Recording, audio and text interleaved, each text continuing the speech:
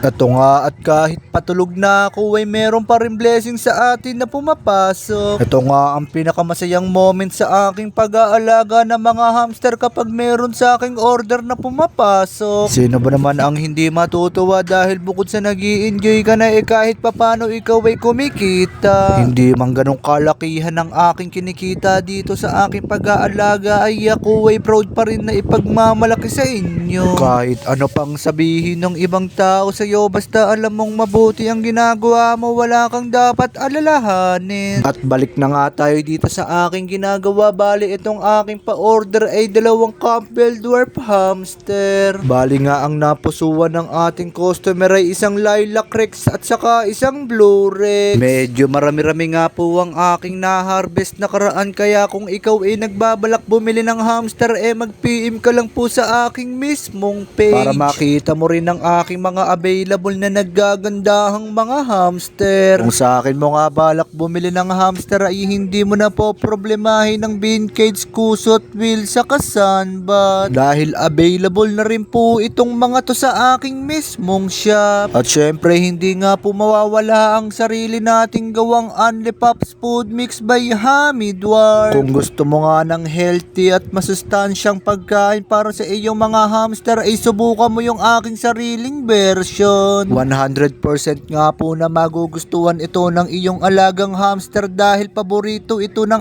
aking mga alagang hamster. At kung malayo nga po ang iyong area ay huwag kang mag-alala dahil ito ay available din sa aking TikTok at Shopee Shop. Bali dito na nga lang po matatapos itong aking video, at kung naandyan ka pa baka pwede naman pakicomment mo ang iyong lugar para kung sakali ay malaman ko naman kung hanggang saan umabot itong aking video. At pakipollow na nga rin po nitong aking mismong page. Maraming salamat po.